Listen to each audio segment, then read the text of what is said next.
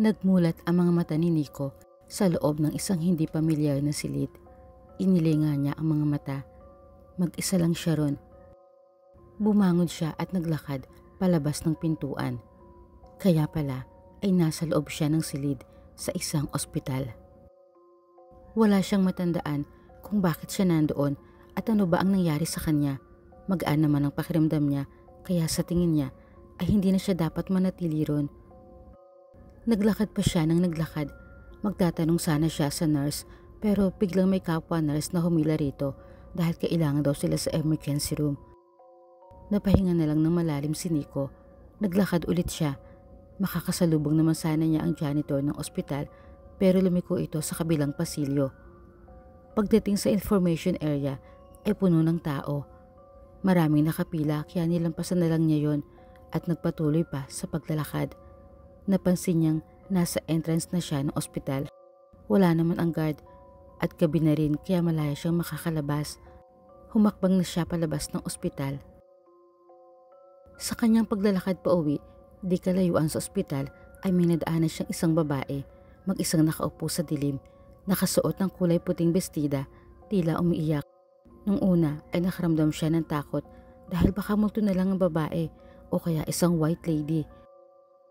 Pero nanaig sa kanya ang awa dahil sa narinig niyang pag-iyak nito, kaya naman nagdesisyon siyang lapitan. Nagulat ang babae at halatang natakot. Pero ani Nico, hindi siya masamang tao kaya hindi kailangan matakot ng babae. Tinanong niya kung bakit ito mag-isa roon na umiiyak. Yumuko ang babae at sinabing iniwan na kasi siya ng nobyo.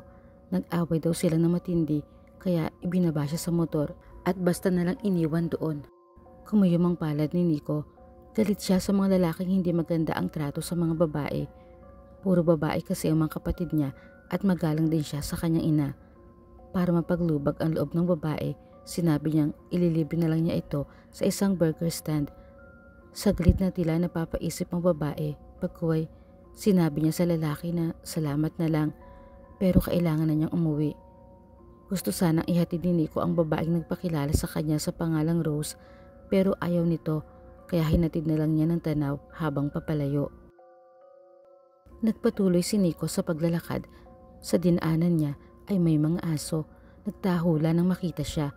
Palibasa kasi ay madilim na sa kalyeng iyon patungo sa bahay nila. Binugaw na lang niya na kunwari siyang dadampot ng bato. Takot din siyang makagati. Bahag ang mga buntot na nag-alisa naman ang mga aso. Nagsipagkublihan.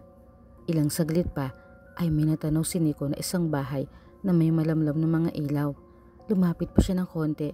Nakita rin niya na may mga tao sa harapan, mga mesa at upuan.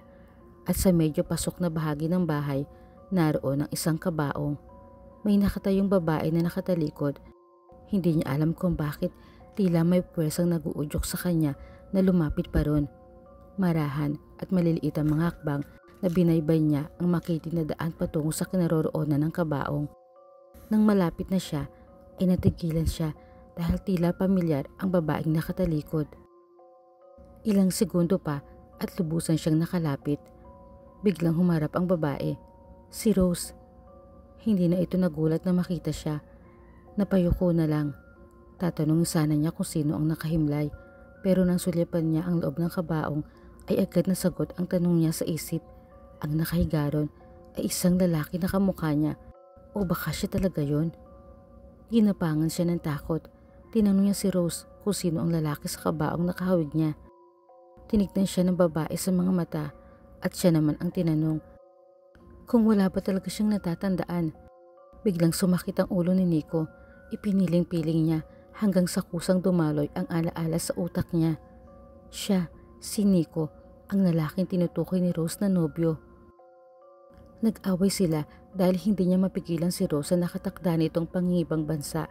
Kaya sa galit ay ibinaba niya ito sa bahaging iyon ng kalsada. Sa kanya pinaandar ng matulid ang motor at nabangka siya na siya niyang ikinamatay. Nagmulat ang mga mata niya sa loob ng silid ng ospital kung saan na-confine pa siya ng ilang oras bago tuluyang binawian ng buhay. Wala na siyang matandaan noon kaya maging ang nobya ay hindi nakilala nang makita niya itong umiiyak sa madilim na sulok ng lugar na yon malapit sa ospital. Umiiyak pala ito dahil alam na nito ang pagkamatay niya, kaya bumalik ito sa lugar na yon para sariwain ang huling pagkikita nila. Sinabi ni Rose na nagulat siya nang makita ang multo ni Nico at nalaman pa niya na wala itong matandaan sa mga nangyari, maging ang sarili. Sa lamay, nagkapatawaran si Nico at Rose. Humingi ng tawad si Nico sa pag-iwan niya kay Rose at humingi rin ng tawad si Rose sa binalak niyang pag-alis na ayaw na niyang ituloy dahil sa nangyari. Hinawakan ni Nico ang kamay ng dalaga at sinabing ituloy nito ang pangarap na makapagtrabaho sa ibang bansa, na huwag itong makonsensya. Inamin niya sa nobya na masyado siyang naging possessive na nobyo. Tanggapin na lang daw nila na ito ang kapalaran niya, ang mawala sa buhay ng dalaga. Basta huwag lang daw kakalimutan ni Rose na mahal niya ito at patuloy na mamahalin hanggang sa kabilang buhay. Isang masuyong halik ang iginawad ni Nico kay Rose. Naramdaman ni Rose ang malamig na halik ng nobyo sa isang saglit. Kasunod niyon ay ang unti-unti na nitong paglalaho. Napaiyak na lang si Rose. Muling sinulyapan ang labi ni Nico sa kabaong at sinabing mamahalin niya ito hanggang sa muli nilang pagkikita.